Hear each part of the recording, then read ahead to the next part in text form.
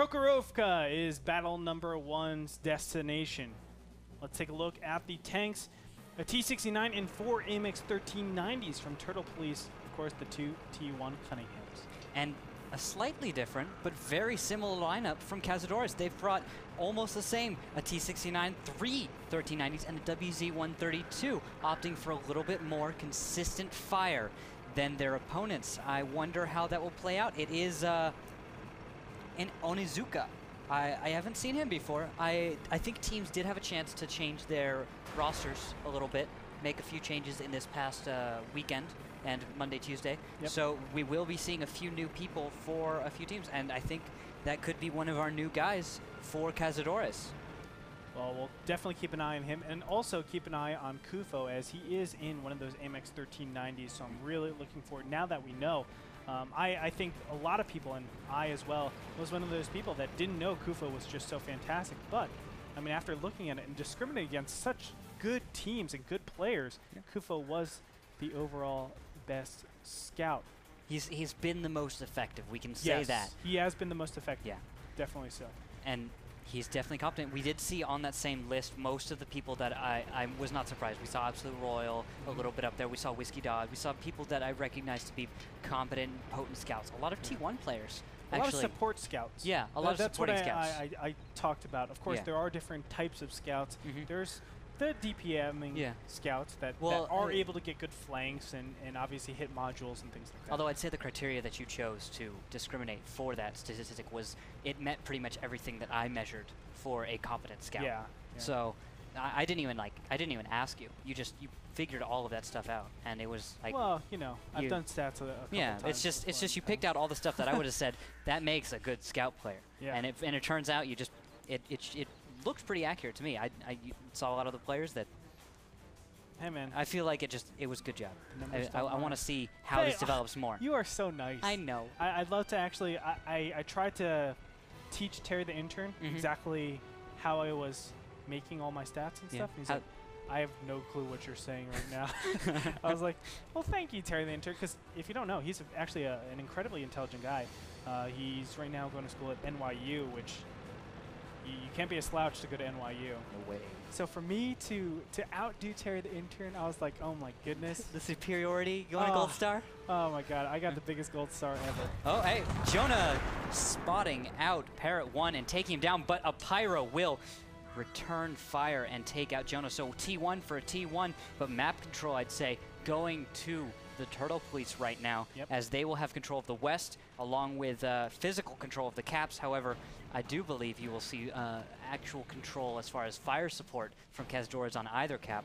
So it's only a slight advantage, I'd say, going to. It is incredibly hard to be aggressive if you're splitting it east and west side. There are so many different things you have to think about. Of course, east side has to be thinking about crossing the tracks in order to be, I guess, aggressive or come into any kind of conflict. Is going to get spotted here, but he does not worry. spot the Don't T1. Don't worry. It's Kufo, man. Well, the thing is, he just got spotted, but fire is hot. I think that's another new player. Is it? Yeah, I think so. Yes. Yeah, another new player. Fire is hot, and the T1 does not get spotted. That was very close for Kufo. He did jump up there. He did notice he was getting spotted. He's going to actually come up for another run. I don't like making uphill runs in a 1390 like that.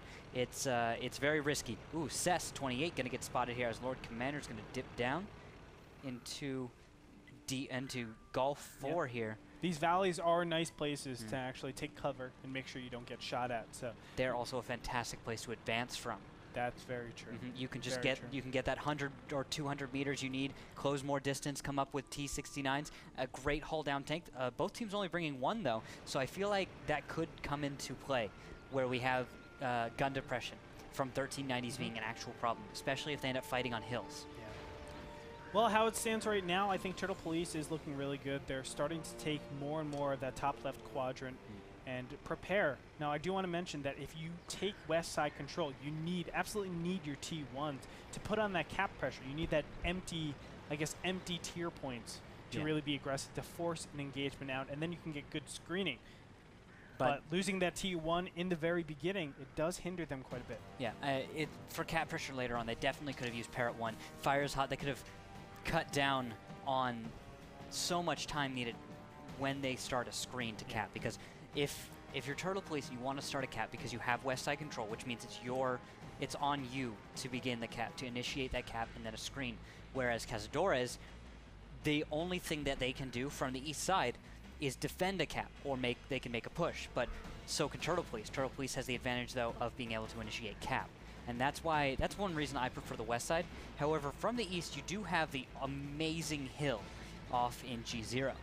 And from there, you have fantastic fire support across the tracks that you don't get from the west side. Yeah, and it's very easy for you to defend cap if you're starting in south side. Now, this is where it's a little bit weird for me, in my opinion. If you're going to be on the north side as Cazadores, why take the eastern side knowing that you won't get any good crossfire onto, well, you will get good crossfire onto your opponent's cap, but that's not normally where all the engagements are going to happen. I'd say maybe to deny hill. If you want to deny the hill, and later if you ever get to that position where you have control, you know that your enemy doesn't have the hill at the time, they can't stop a T1 from capping. I'd say that, but that's a very long-term kind of goal. Yeah, so I guess it gives you the ability to cap your opponent's base. But let's be honest, Prokhorovka is not a map where battle is decided based on capping. Yeah. Right.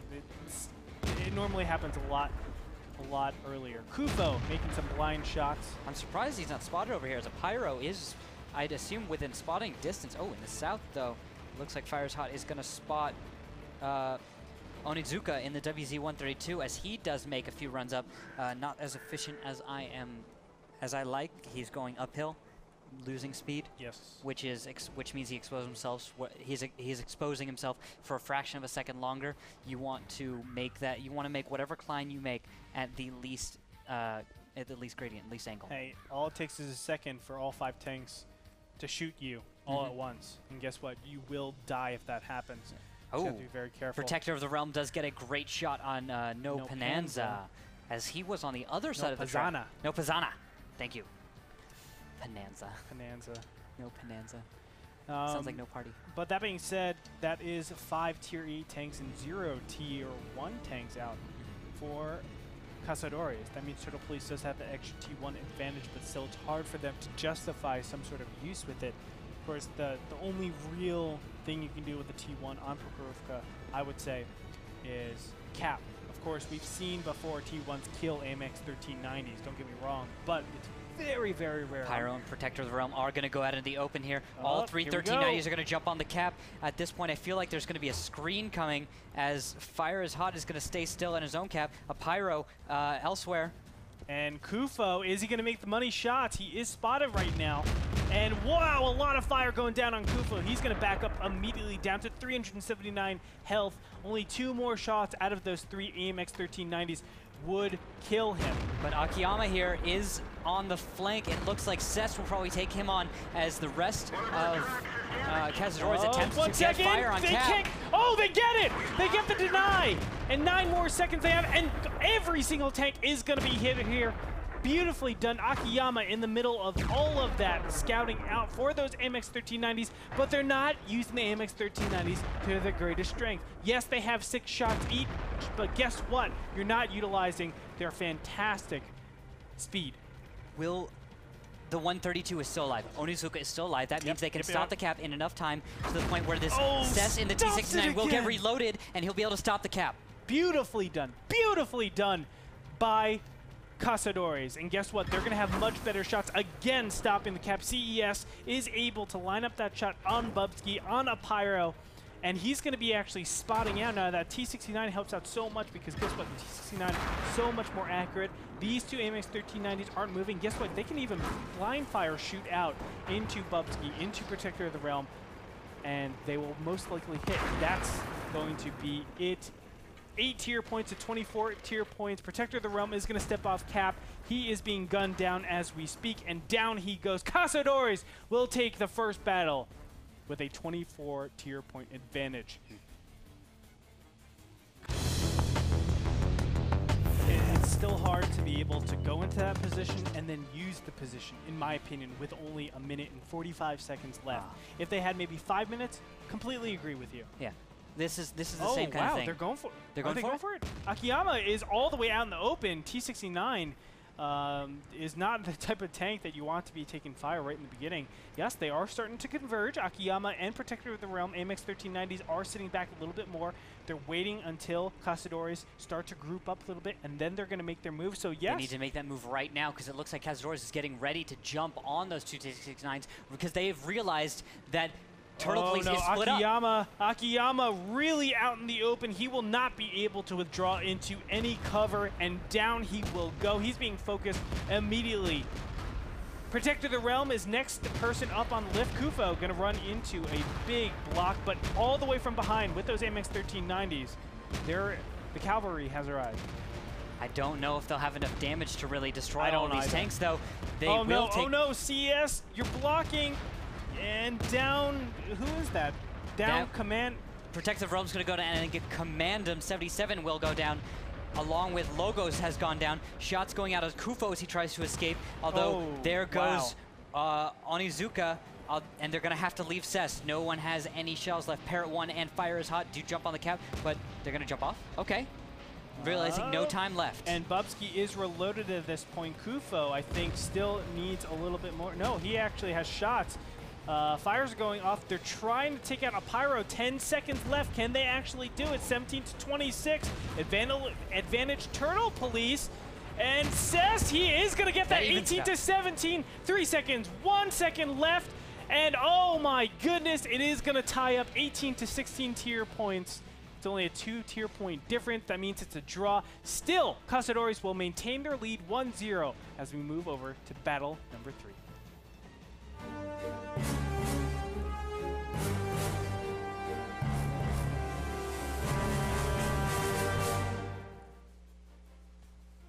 Ladies and gentlemen, Cazadores versus Turtle Police. 1 up for Cazadores. The tanks are as followed.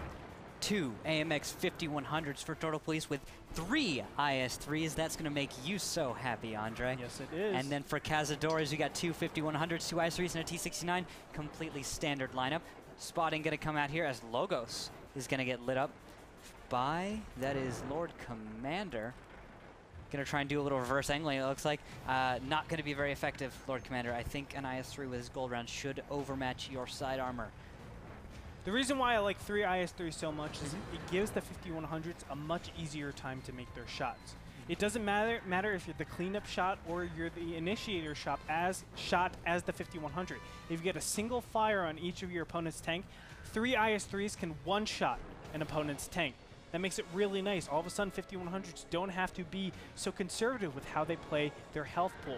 As long as they get one shot on everybody, the 3 IS-3s can really take out anything in their path. Unfortunately, Bubsky is already going to take the first shot.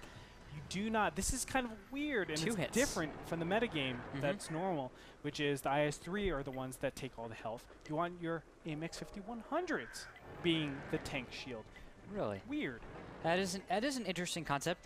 Bubsky, though, not being conservative like you were talking about here. I think he took 2 big hits right off the beginning. He's down to 894.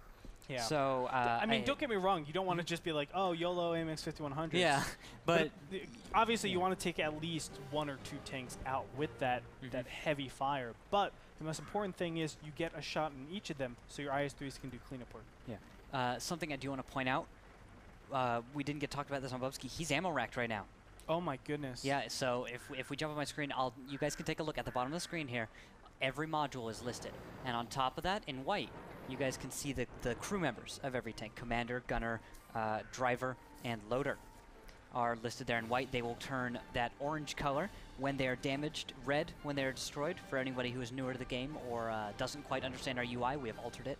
Thanks to that is Colby, our modder guy. He's done a fantastic Junior from Simple Tinker. Yep, Junior Simple Tinkers. I was just gonna say his real name. No. Okay. Nobody knows him by that. Everyone knows about Junior. He needs all that. He's Juna. Juna? Juna. Nice. Juna. I think he's done a great job. I like the way this little bottom bracket looks. G99P. Do you know what G99P means? What does that mean? I can't say it. Okay. I can't say it. You swore me to secrecy, but if you can guess it on Twitter, you get 2,000 gold in premium. I'm pretty sure there are some people that already know the answer. Well, that they're are going to get 2,000 gold in premium if that happens. Okay? His friends. Tweet at us at WGLNA at Rukil, RUUKIL, at Greytorp at Frodan and at Rotterdam 08. Winner, first person gets 2,000 gold and premium. G99P. I can't really be a judge because I don't know the answer. Really? I don't. Okay, well, let's talk about the positioning while I write it on a piece of paper. And All right, so if we jump onto my screen, guys, we'll see Fire is hot in a corner. And he is hiding in this corner. He's trying to proxy spot, actually, guys.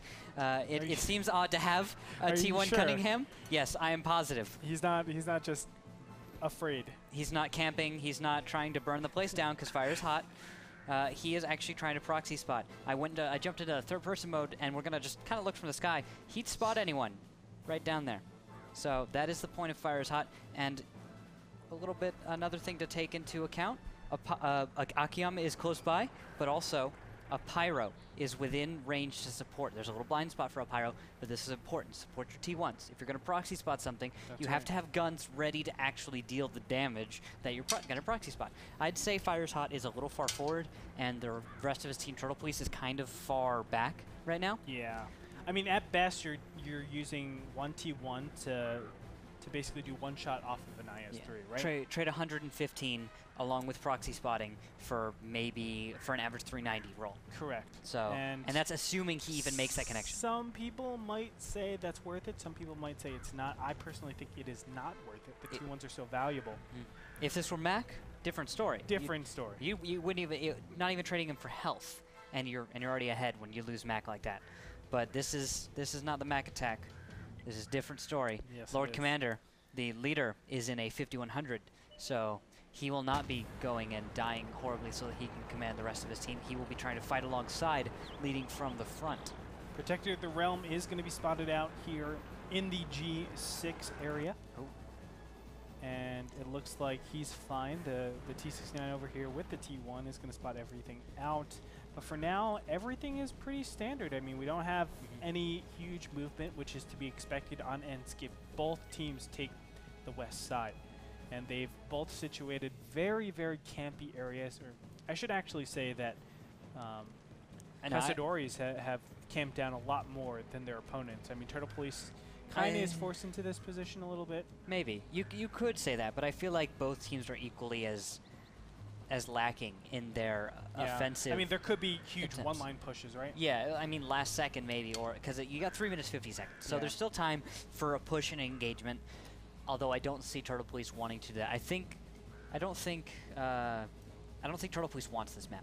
Yeah. I don't think they do. Cazadores did pick. I really missed the old Cazadores though. Yeah. I felt like that was such an exciting style. You know, it was them, River of Blood, and what was the last? Ermagerd Kernifern. Yeah. Since then, all teams have stopped being so aggressive. I think it's just because they got beaten once or twice. Someone countered them, and that was it. They got countered.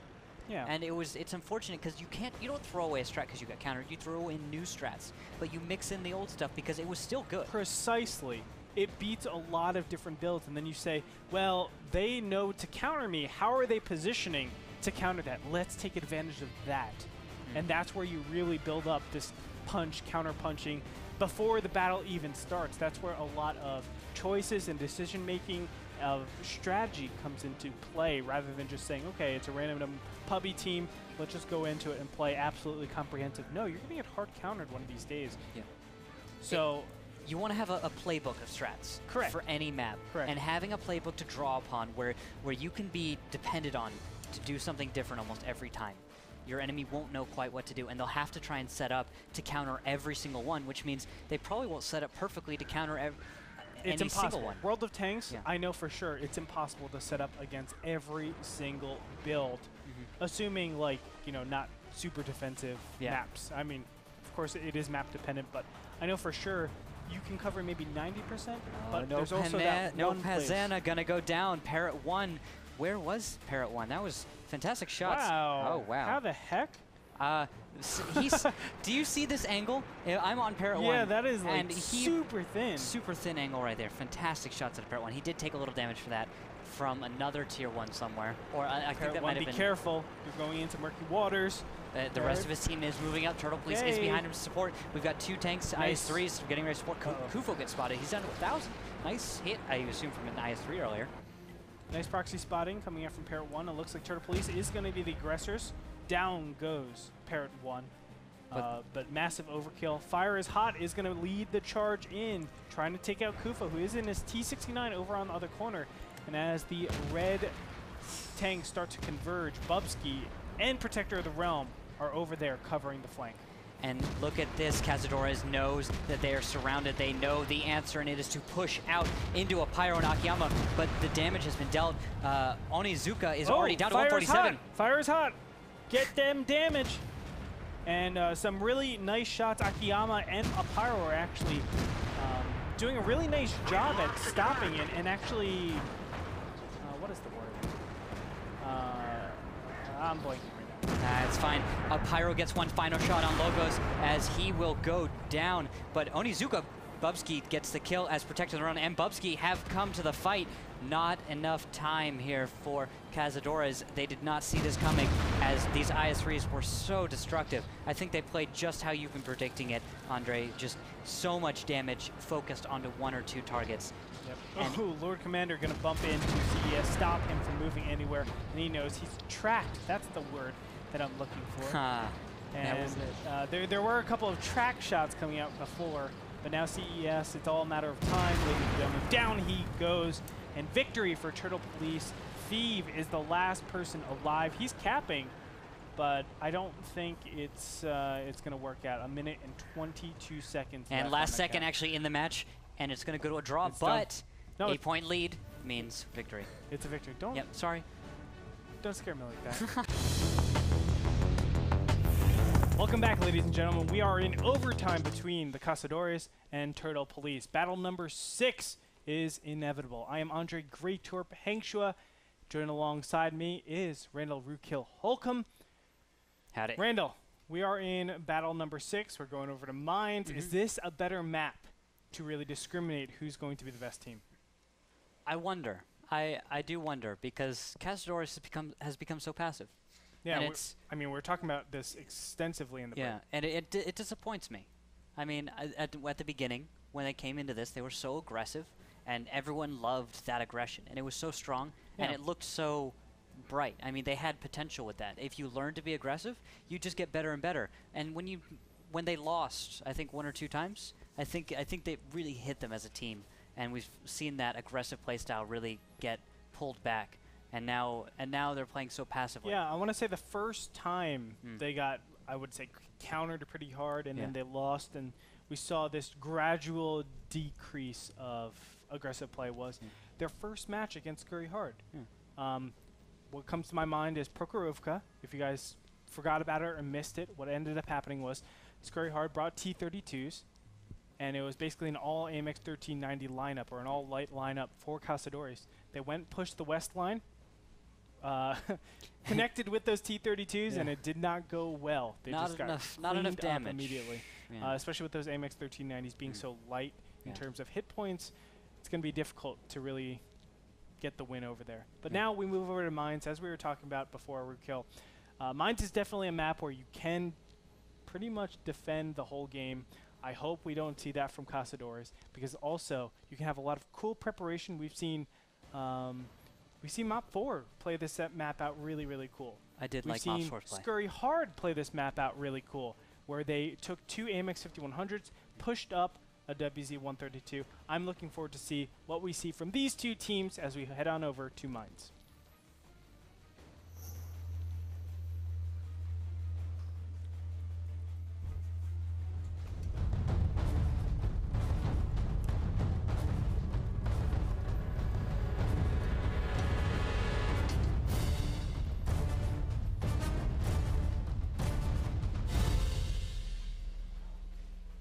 South side starts the Cazadores, north side is, south side is Turtle Police, north side is Cazadores. We have 3 T-69s and 2 AMX 1390s for Turtle Police, 2 T-32s, 2 AMX 1390s, and a WZ-132 for Cazadores. They should be able to take the hill a little bit easier than their opponents with those 2 AMX 1390s and the WZ-132, just having that light advantage, but they're not going to contest it, of course, starting at the north side. Island control over for Cazadores already. And it looks like they've been able to successfully deny the hill control from Turtle Police. That being said, what does Turtle Police do? Do they go for an east side push? No, they will just hide under the hill. They're in what you could say is a flexible position. You got Parrot 1 here on in A3. If we jump onto my screen, we see Parrot 1 on A3. He is looking out towards the west. H3? Sorry, yes. Excuse me. Thank you for the correction. H3, Hotel 3. And he is looking, covering the entire west side. He's got view on the lighthouse. He doesn't have exceptionally far view on the lighthouse. I don't think he actually has view range to the lighthouse with the camera ratings these tanks have. No big deal. He has that covered. But in the middle, you've got Bao Bao, Lord Commander, Akiyama, Protective Realm, a Pyro, all 5 tier 8s waiting under the hill. I don't like this position. I don't think it's strong, and I'm not sure what Turtle Police is thinking with this. Maybe they're planning on being reactive. They're going to have a Pyro, Lord Commander, try and scout stuff out, bring the T-69s up just in time, and probably destroy something. It looks like Bao Bao and Akiyama are actually going to take a bit of an east push here, as you were trying to point out. Maybe they will escort their T1. Fire is hot forwards, and due to this push, the spotting on Kufo in the 132 is going to go to waste because no one is in position to capitalize on Parrot 1's spotting. Very unfortunate right there. But still, they can kind of substantiate a push to the east side, saying, okay, I know tanks are out on that western island. Or not the western island, western lighthouse. Yes. Now, we know there are 3 tier 8 tanks there. Turtle Police knows there's at least 1 tier 8 tank there. Where are T-32s regularly positioned? It would be around C4. So let's go and push those T-32s. Take them out super early, and then we can deal with the AMX 1390s and the WZ-132s. That would be a theoretically really, really sound way to play it out, seeing as it'll probably, at best, 5 versus 4, which is still an advantage. At this point, maybe, yes, Kufo is pushing the south, but a moment ago I would have disagreed with you, saying pushing those T-32s, you got to cross an open ground. That's and true. You have to, and that if you're whole going to try line, right? Yeah, well, anywhere, you got to cross a great distance in order to begin that engagement. From there, you need to guarantee a hull down, and on top of that, it's a number of assumptions and I think mistakes that Cazadores would have to make in order to allow that kind of strategy to work. Maybe even the center would have been a bit of push, but there is crossfire, good crossfire from the lighthouse and now from the island. AMX 1390 is going to wrap all the way around. It's in K1, as you can see on the mini-map. It's all the way down on that bottom, but now it will start to wrap around and try to see stuff. Cazadores have not been able to scout out anyone so far. Now, there is the first scout. Fire is hot, going to link up with Onizuka. And at the same time, it looks like Turtle Police on the other side of the map, Protector of the Realm. Actually, wait, that is all. Oh, wow, everybody's going to be spotted out here. Oh, everyone? Really? A lot of them are going to be spotted out. At least man. 2 tier 8 tanks. Those are the T-69s, it looks like. Because there's a T1 hiding in a bush just to their north, and they know they've been spotted. They're going to back out, leave this, abandon this fight. Fire is hot is actually bringing up the rear. That's an opportunity for the T1 in the north. I don't know who that is, if it's Commandum or Onizuka. That's an opportunity to destroy, to damage. Fire is hot, maybe get that little lead, back off with your T1. That's the big trigger. Big convergence on that hill. T-32s are pushing up. AMX 1390s coming in from the island, from the lighthouse. And we're going to see a big convergence all the way where their opponents are not. That gives fantastic control for those T-32s taking the hill. That's something that we've seen if you are positionally out of place. Those T-32s will spring into action, take hill control, and also take map control. And now all of a sudden, Turtle Police, how do they actually engage? Bao Bao is being spotted right now, probably going to be proxy spotted a little bit by these T-32s. Hey, you can even Goomba all of these Turtle Police tanks. Yeah, I do not agree with this position at all. Turtle Police needs to get out of here, find some high ground. Where? Where are they going to go? They need to retreat back to their base or something. We've got one tank that has retreated back to the base. That is Akiyama. He's in what I would say is a strong position. Everyone else, though, no, I do not like this. I don't like it at all. Definitely not. Cazadores has the opportunity right here to win this match. This is everything. It is Cazadores' match to win. Yes, they're in the most fantastic position, being a little bit more positionally aggressive, and it's paid off already. AMX 1390s sweeping around. Now, it is important to note that Cazadores are a bit lighter. With those 1390s, the T-69s obviously offering a lot more DPM than those AMX 1390s, given average, I would say, miss rates especially for those 1390s. French tanks are normally a lot more inconsistent with their firing and their connections. Have you actually taken a look at people's accuracy? I have. I don't have the hard statistics right now on me. It's going to be a segment. Ah, very cool. Taking a look at everyone's accuracy and all that stuff. I feel like, though, it's a lot of skill. Like, more than even the tank. It's so much skill. It's going to be relative skill, but you can definitely see characteristics of tanks, right? If I have a large distribution, I can see what is overall the easier tank to fire, the overall average for a T69 connecting over an AMX 1390, and you'll be surprised. You would think that the AMX 1390, because it has 6 shots, overall can do more damage. Oh, here is the push coming out. Kufo leading the way with Logos. Akiyama not too happy about this. 3 tanks against 1. He is not happy to see this. 317 hit points. Only 2 more shots from the AMX 1390s. They are going to miss. Akiyama has not yet been able to... Oh, down he goes from the back. The T-32 sweeping up. But Lord Commander and a Pyro going to come in here with their AMX 1390s, but it's 3 against 2. WZ-132 is right now very low in hit points, and he has not yet shown his face. These corner games are not what Turtle Police needs to be playing, because there are T-32s to their rear. That's right. Rear shots here incoming, and I'd expect Cess and Jonah to be putting shots onto a Pyro and Lord Commander, because there down goes Kufo. Yes, so important right there. And this is going to be the last shot for the Lord Commander. I'm guessing this is only cleanup from here. Protector of the Realm, along with Bao Bao, are just trapped under the hill with Fire is Hot. There we go. Cazadores have cleaned up this match. Unreal positioning coming out from the Cazadores as they lead 16-34, a gigantic advantage over their opponents. It came down all to the positioning. I mean, they were able to identify that there's a big east push, and they did not pull the trigger. Because of that, T-32's getting to the hill, it's all but over. Where can you actually go if you're starting from the south side? South side, you're supposed to have that jump onto the hill, and because of that, they're just positionally incompetent, right? Yeah. They just cannot keep up. It's impossible for them to keep up. They didn't take any stance that really took control of the map or attempted to take any advantageous positioning. They gave up every advantageous position that they had to jump on. Double Goomba! Oh, here we go! And that was less than exciting. Yeah. Jonah. A running start. Yeah. And he missed the shot on the way down too. Jonah will be taking a lot of hit points, but it looks like it doesn't even matter. I mean, there's just so much damage being done outside of Jonah. Of course, that one T-32 CES is able to clean up a lot. Guess what? Cazadores will take it in overtime. Battle number 6 goes to them. So a 2-1 win over Turtle Police. That means Cazadores is 2-4, and also Turtle Police is 2-4.